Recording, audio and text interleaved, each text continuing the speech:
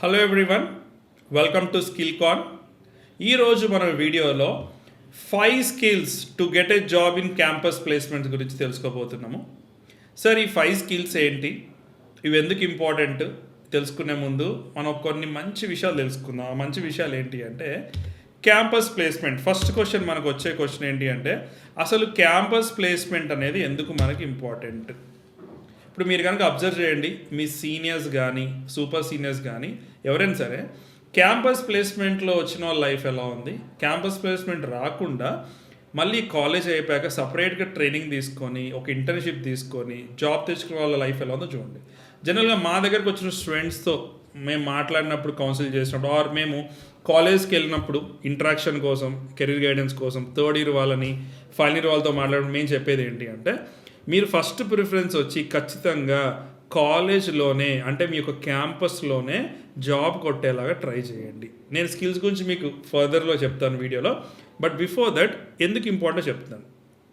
మీరు మీ కాలేజ్కి వచ్చిన కంపెనీ మీ యొక్క గ్రూప్లోనే, ఓకేనా, మీ యొక్క గ్రూప్ నుంచే స్టూడెంట్స్ తీసుకుందామని ట్రై చేస్తుంది. కాబట్టి కాంపిటీషన్ బయట కంటే ఒక ఆఫ్ క్యాంపస్ డ్రైవ్లో కానీ లేదా డైరెక్ట్గా మీరు కంపెనీకి ట్రై చేసిన దానికంటే ఇది లెస్ అని చెప్పుకోవచ్చు.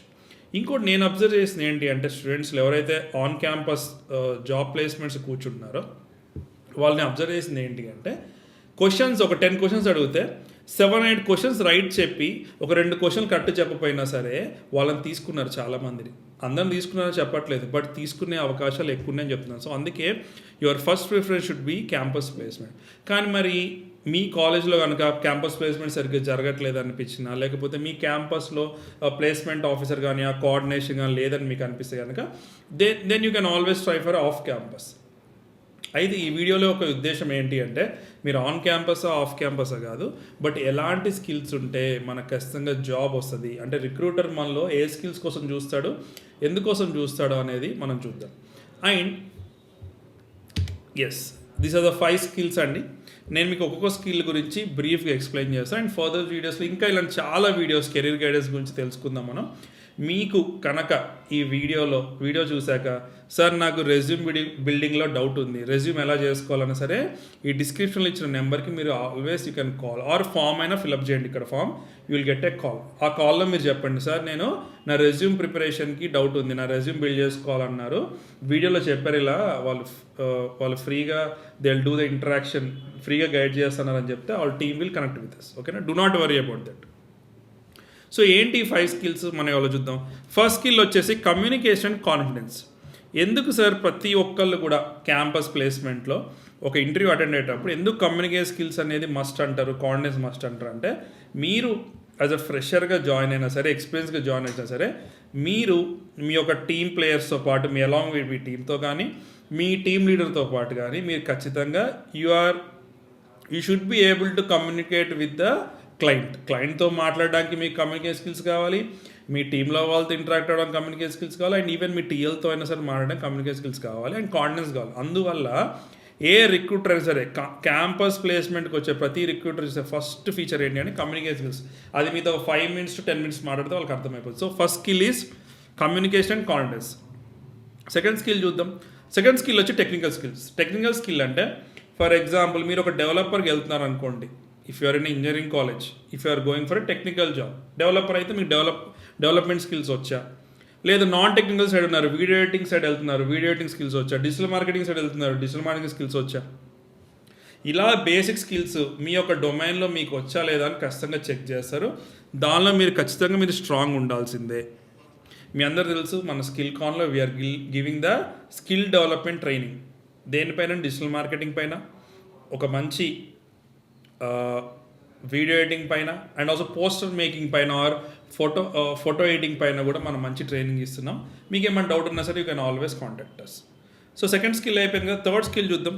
Logical thinking. లాజికల్ థింకింగ్ అంటే ఏంటి సార్ అంటే ఇప్పుడు మీరు ప్రస్తుతం చేస్తున్న ప్రాజెక్టే కాకుండా ఫ్యూచర్లో ఏదైనా కొత్త ప్రాజెక్ట్ వచ్చినప్పుడు, లేదా కొత్త యాప్ వచ్చినప్పుడు, లేదా కొత్త ప్రాబ్లం వచ్చినప్పుడు మనకి మీరు దాన్ని లాజికల్గా థింక్ చేయగలుగుతున్నారా, మీరు ప్రాబ్లమ్ సాల్వింగ్ సైడ్ వెళ్తున్నారా, లేకపోతే ఇది నాకు రాదు సార్ నేను చేయను అంటున్నారా అనే ఒక మైండ్ సెట్ని కూడా క్యాంపస్ ప్లేస్మెంట్లో వాళ్ళు చెక్ చేస్తారు ఖచ్చితంగా. ఫోర్త్ వన్ చూడండి, ద మోస్ట్ ఇంపార్టెంట్ వన్, మీరు ఏ కంపెనీలో జాయిన్ అయినా, మీరు గ్రాడ్యుయేట్స్గా మీరు కాలేజ్ అయిపోయాక ఆఫ్ క్యాంపస్లో జాబ్ జాయిన్ అయినా, ఆన్ క్యాంపస్ జాయిన్ అయినా, మీరు ఏ కంపెనీలో జాయిన్ అయినా సరే మీరు టీంతో వర్క్ చేయాల్సి ఉంటుంది. ఇదేం ఒక సోలో పెర్ఫార్మెన్స్ కాదు, ఇది ఖచ్చితంగా గ్రూప్ పెర్ఫార్మెన్స్. అంటే మీ యొక్క టీఎల్ కానీ మీ టీమ్మేట్స్ అందరితో కలిసి, టీమ్ అంటే ఎవరైనా డెవలపర్స్ ఉంటారు, టెస్టర్స్ ఉంటారు, మనకి డిఫరెంట్ పీపుల్ ఉంటారు కదా, వాళ్ళందరితో కూడా మీరు ఎట్లా ఇంటరాక్ట్ అవుతున్నారు, ఎట్లా వర్క్ కోఆర్డినేషన్ చేసుకుంటున్నారు అనేది కూడా మోస్ట్ ఇంపార్టెంట్. ఇది కూడా మనకి ఖచ్చితంగా ఉంటుంది. అండ్ ఆల్సో గ్రూప్ డిస్కషన్ ఎలా చేస్తున్నారు, లేదా ఐడియాస్కి బ్రెయిన్ స్టార్మింగ్ ఎలా చేస్తున్నారు, ఒకరినొకరు ఎలా సపోర్ట్ చేసుకుంటున్నారు, ఒక్కొక్కరిని ఎలా మోటివేట్ చేసుకుంటున్నారు అనేది కూడా ఖచ్చితంగా చూస్తారు. అండ్ ఫిఫ్త్ వన్ వచ్చేసి ఫ్లెక్సిబిలిటీ అంటే ఏంటి అంటే మీకు ఎలాంటి వర్క్ అవర్స్ ఇచ్చినా మీరు చేయగలుగుతున్నారా, ఒక్కోసారి ప్రాజెక్ట్ డెడ్ లైన్ మీట్ అవ్వకుండా ఒక్కోసారి డిలే అవుతుంటే మీ డెడ్ లైన్లో కంప్లీట్ చేయగలుగుతున్నారా, ఒక్కోసారి ఎక్స్ట్రా వర్క్ ఇస్తే కూడా చేయగలుగుతున్నారా అనేవన్నీ కూడా క్యాంపస్ ప్లేస్మెంట్లో చెక్ చేస్తారు. So these are the 5 skills. నేను మళ్ళీ ఒకసారి రిపీట్ చేస్తానండి.